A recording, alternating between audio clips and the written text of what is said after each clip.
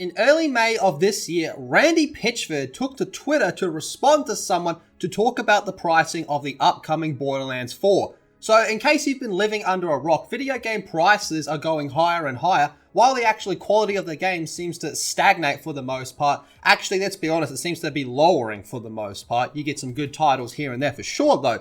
But Randy Pitchford responds to this person saying pretty much that he's pretty confident this game's going to come out and be $80 USD, which to the surprise of absolutely nobody, no one was happy about that response. And Randy Pitchford, being who Randy Pitchford is, he couldn't help but dig this hole even deeper for himself. It's fascinating that after everything that's gone over with this man's career, Take-Two has not stepped in and changed this man's Twitter passwords every time a new Borderlands game is about to launch. In the days and weeks that followed, Randy Pitchford's Twitter spurging would only continue, putting out statements like real fans would actually pay this price for a Borderlands game, and also promote Tiny Tina's Wonderlands being a free game on the Epic Store, while also doing this in a very disrespectful manner, kind of implying that y'all some broke boys. Like, if you're a broke boy, just say so. And let's not forget that Devolver used this opportunity to promote their game in a very playful manner, a manner which people really saw the humor in, and of course Randy Pitchford couldn't help but spurg at this as well, also saying that for the price you could go and buy some meth.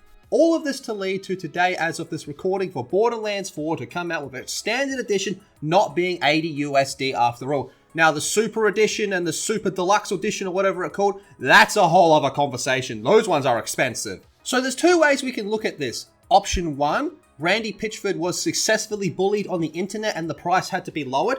Option 2, this was always going to be the price and Randy Pitchford is an idiot. Both options have led to Borderlands 4 not being $80 USD. Now, if you think the game is worth $70 USD, that's up to you. But what's more important than that is what we should be taking away from this. Bully Randy Pitchford more, because either way, it works. But just to be totally clear, this is very far from the first time that Randy Pitchford has caused some drama with him just being, well, Randy Pitchford, so I thought this would be a great opportunity to go through some of his most notorious examples of Randy Pitchford being Randy Pitchford. There are very few situations in modern gaming industry as divisive as there are confusing as Randy Pitchford, a longtime CEO of Gearbox Software, which has produced Borderlands, Brothers in Arms, and Aliens Colonial Marines.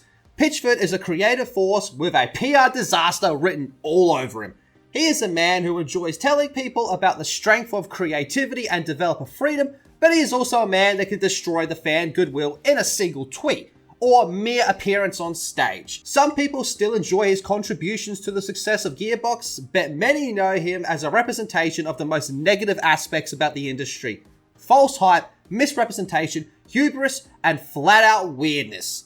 It's a tale of a man with a constructive part in creating an empire who almost then became the greatest liability to that same empire. Randy Pitchford turned out not to only be a developer, but also a performer, quite literally. I have cards, and I'm a magician. Should we do a trick with these? He was once a stage magician and was able to add a sense of theatrics into game development. The beginning of Gearbox was filled with strong work: Half-Life porting to consoles, co-production of Counter-Strike Condition Zero, and then his own IPs. Brothers in Arms was a dirty, down-to-earth shooter set during World War II, which finally gave Gearbox the credibility as a studio.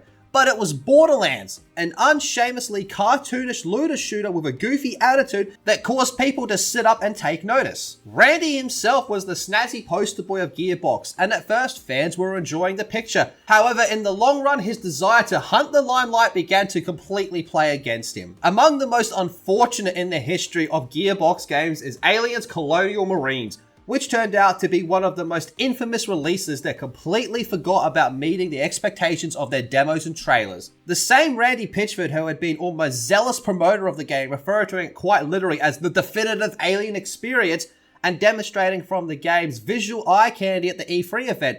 The problem? The demos did not reflect the end product.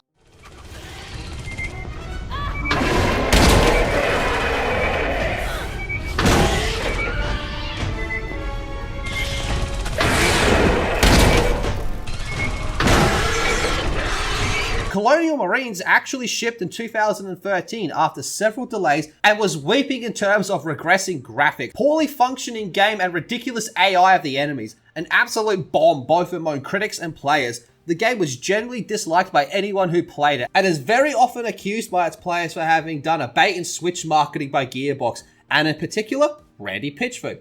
I have cards.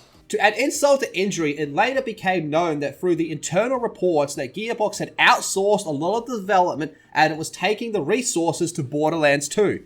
Both Sega and Gearbox were sued on account of false advertising in a class action lawsuit. As Sega settled, Gearbox was able to escape any legal consequences, but the reputation between Randy Pitchford and gamers went to ruins. Now obviously this is far from the only time Randy Pitchford had any type of drama. When Borderlands 3 was being marketed, again with another faulty promise, at the announcing event of the game, Pitchford took the stage with his statement stating there's not going to be any microtransactions.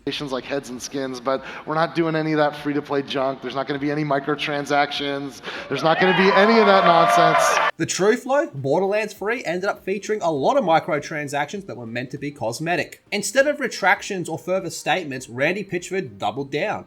After the publication of Game Informer, which actualized what he said, he went to Twitter and lashed out in an attempt to decay that the reporting of the publication was clickbait and shoddy journalism. This was not the only or last time Pitchford got emotionally defensive about a critic, as you can tell by what happened with Borderlands 4, but it framed him as any kind of person who does not take any blame and has shaped his entire future in the eyes of gamers. I have cards. And you know, there might be no better illustration of the dreamlike quality of Pitchford's scandals than the now famous or infamous USB stick. In 2018, a former Gearbox lawyer, Wade Callender, sued Pitchford, claiming among other things that the CEO had abandoned a USB drive at a medieval times restaurant. What was in the USB, you ask?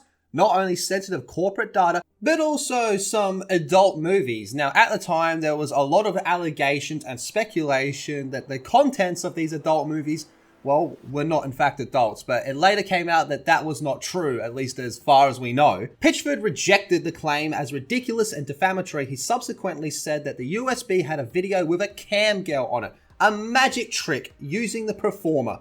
His alleged reason of studying it was connection with magic, which is adult orientated. You know, it's been 7 years since this happened, and just saying this out loud again, it's just so fucking ridiculous, man. So much of this is just... Okay, Randy, sure. Who carries porn around in a USB in 2018 anyway? Whatever. Now, this interpretation, regardless of its severity, only worsened the situation. The fact that a gaming CEO was studying pornography in, quote, the name of magic research in a medieval times immediately became a meme and stained forever the credibility of Randy Pitchford in the eyes of the entire gaming world. I have cards. The next knockout punch was when the same lawsuit came and told how Randy Pitchford had secretly taken an additional steal of a bonus for himself of $12 million in the Borderlands publisher Take-Two. That, the lawsuit alleged, was to be used for royalty pool of Gearbox, the bonus program for the rewards for workers following the success of the game. Pitchford justified that the bonus was under a legal contract, although the visuals were awful. Signing a CEO to such an extent on an industry where developers are normally overworked and then underpaid is simply exploitative. Now, this was settled out of court, so whatever the legal conclusion was, the court of public opinion did not turn out to work in Randy Pitchford's favor. I have cards. Just like Randy Pitchford's great uncle, he is a magician. And this is something that he accepted perhaps maybe a little bit too often. He has made his card tricks and his magic performances a keynote with speeches at various gaming conventions rather than talking about the actual game's content. At a Borderlands 3 panel at the PAX East convention, he stalled the gameplay presentation using a lengthy magic trick, very much to the discomfort and annoyance of everyone in attendance. Now, although this may appear to be harmless, it helps to portray the view that Randy Pitchford is power-seeking rather than a leader. It turns the times which are meant to be focused on work of developers into personal self-advertisements for his ego. The case study of Randy Pitchford really is just a paradox. On one hand, he is an engaging presenter and a daredevil artist who will contribute to the creation of one of the most popular looter shooters in the history of the gaming industry.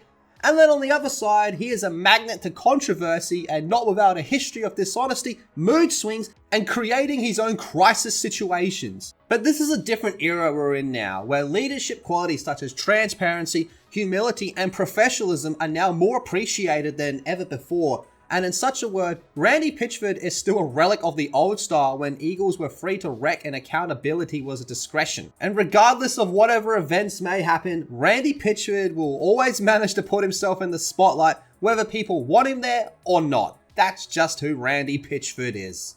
I have cards.